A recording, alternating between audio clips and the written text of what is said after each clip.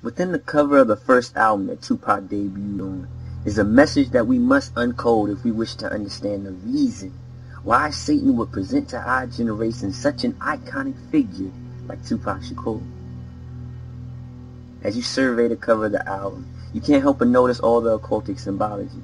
You might have already noticed Chuck G off to the left, brandishing the El Diablo, the sign of one who pledges his allegiance to Satan. Again, this gesture did not originate with modern sign language. In fact, its uses can be traced all the way back to the Middle Ages. This picture here is a 14th century Islamic depiction of who Satan is. It's the goat-headed beast, the Baphomet. Notice the hand gestures. Without a shadow of a doubt, these are the exact same hand gestures that Shot G is making. If we step back again, the next thing we might notice would be this guy right here. This is Shot G's alter ego, his alternate personality, if you will, Humpty Hump. As you see him, you see he's dressed in a weird outfit. He has his arms around Shot G, and his arm around another character that looks a lot like a young Tupac Shakur. This whole picture revolves around these three figures right here. In fact, if you look at the whole of the picture, these are the only three members of the group that are smiling. Of course, Shot G and Humpty Hump will make up the front line of the digital underground, but Tupac was still a backup dancer at this time. So why is he in the front line? If you look at the whole of the album, it only contains 6 tracks. Tupac technically only debuted on one of these 6 tracks. He contributed but little to the album, so again the question is, why is he on the front line? Why is he a center figure of this picture? To find the answer to this question, let's look at the clothing that Shot G and Humpty are wearing. Notice that both Shot G and Humpty are wearing a similar color scheme. It's black and white.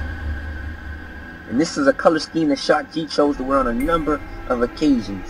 Also, notice the jacket that Humpty is wearing. It's a checkered pattern jacket. What's ironic about both this color scheme and this pattern is that it holds major occultic and messianic significance.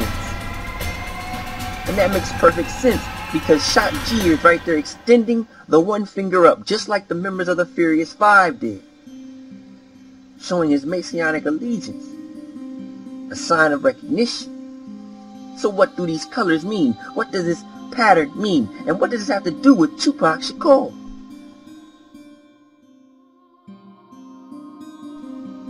On page 145 of The Symbolism of Freemasonry by Albert G. Mackey, he defines white as this: a symbol of innocence and purity. Among the Pythagoreans, it was a symbol of the good principles of nature, equivalent to light. On page 118, he defines black as this: Pythagoras called this color the symbol of the evil principles in nature.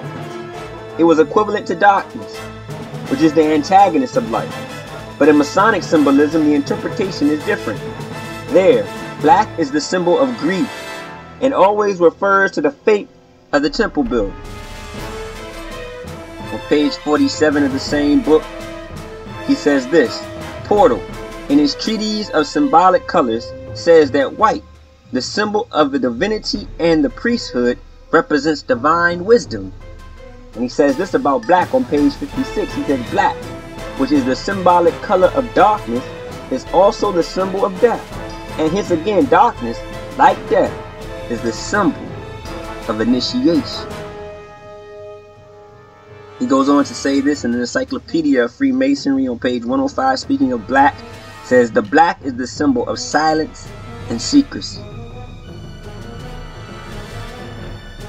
Again, in the Symbolism of Freemasonry, comparing these two colors, he says this about Pythagoras. Pythagoras also maintained this doctrine of two antagonistic principles. He called the one unity, light, the right hand, equality, stability, and a straight line. The other he named binary, darkness, the left hand, inequality, instability, and a curved line. He attributed white to the good principle and black to the evil. On page 14 of Moors and Dogma, Albert Pike says this about the checkered pattern pavement. He says the pavement, alternately black and white, symbolizes, whether so intended to or not, the good and evil principles of the Egyptian and Persian creed. It is the warfare of Michael and Satan, of the gods and titans, of Baldur and Locke, between light and shadow, which is darkness, day and night, freedom and despotism.